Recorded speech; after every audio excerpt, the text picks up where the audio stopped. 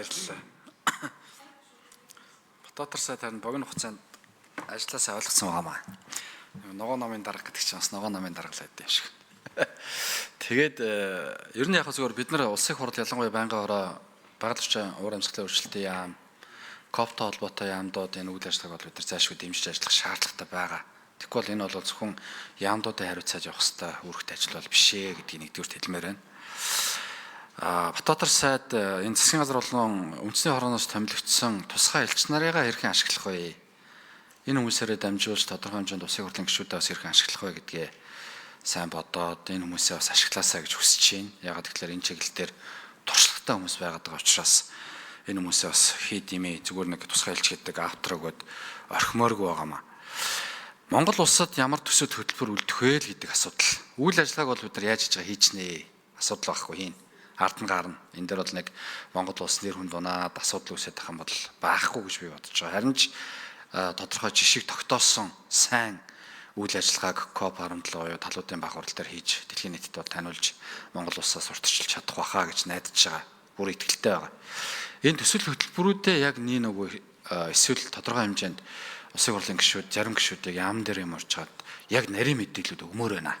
Тэгэхгүй болохоор та бас нөгөө дэлгэрэнгүй ярьж болохгүй байна. Тэгээ амлчаар одоо тэхгүй байна гэдэг ингээ явсаар байтал үйл ажиллагаа маань хэр байгаа вэ? Олон улсын стандартад тухайн төсөл хөтөлбөрүүд нийцэж байгаа юу, юу гэдгээс ч ахуулаад олон асуудлууд яригдсан. Тэгэхээр бид нар энэ дээр бол нарийн мэдээллүүдийг бол нэг үлэхэд авмаар байна.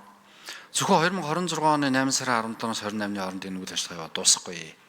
2026-аас 28 оны дараагийн КОП-18 хүртэл бид нар 2 жилийн хугацаанд юу хийх ёстой юм бэ? Ямар өрөөтэй орох юм? Ямар агуулгаар хийх юм? Энэ агуулга маань 2 жилийн хугацаанд хэрхэн үргэлжлэх юм?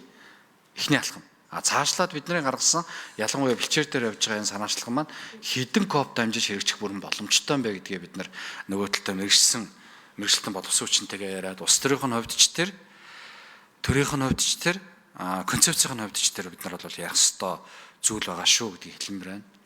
Улс бол улс төрчин сэдв гэдэгтээ санал нэг байна. Гэхдээ улс төржих тусмаа бид нар энэ усны асуудлыг бол шийдвэрлэх боломжтой ийм төсөл واخгүй. Тэгээ энийг бол бид нар хамтдаа хийгээд явъя гэдэг саналыг төвшүүлж байна.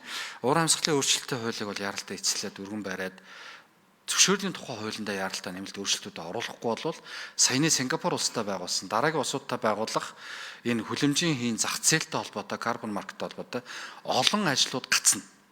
Энэ явахгүй. Яг гэвэл зөвшөөрөл олгохдохгүй. Манай зөвшөөрлийн тухай хуулиар заагдсан ямар нэг зүйл заалт бол байхгүй байхгүй. Тэгэхээр бид нар олон улсад гарах гэж байгаа бол бүрэн эрхийг нээж өгөх хэрэгтэй. Бүрэн эрхийг нээхийн тулд бид нар засгийн газрын хоорондын хилцээрийг байгуулж байгаа. Тэгэхээр уур амьсгалын өөрчлөлтийн хуулийг эдийн засгийн хөгжлийн яам өргөн барай явна гэж ойлгосон. Энэ дээр бас байгаль уур амьсгалын өөрчлөлтийн яам маань шахаж дэмжиж ажилласаа. Бид нар ч бас шахая, дэмжиж зөвшөөрлийн тухай хуулийн дээр ямар зүйл залтууд оруулах вэ гэдэг дагалт хуулиудтай холбоотой асуудлуудыг бас эртхэн шиг авч үзээд шийдвэрлээд явах нь бол зөв болов уу гэж бодож байгаа. Үндэсний цэцэрлэгт хүрээлэн бол зөвхөн үндэсний цэцэрлэгт хүрээлэн биш шүү. Энэ Улаанбаатар хотын 1.7 орчим сая хүн, дээрэс нь байнга ирж очиж байгаагээд 2 сая гаруй хүний цэвэр усны нөөцтэй холбоотой асуудал шүү. Тэгээ энийг их сайн бодох ёстой. Миний үед ч гэсэн энийг ашиглая гэж нүбэ санал тавьсан. Тэгээ бид нар татгалцсан. Уучлаарай энэ бол цэвэр усны нөөц учраас болохгүй. Баас шээсээ ингээд цэвэр усны нөөцөн дээр авчиж илүү дутуу стандартын бус асуудал үүсгээд цэвэр усны нөөцөө бохирдуулчаад бид нар цааштай үр дагавар нь маш хортой. Тэгээ энийг бас бодож шийдэх ёстой гэдэг алхмуудыг бид нар хийж ирсэн шүү гэдгийг бас хэлмээр байна.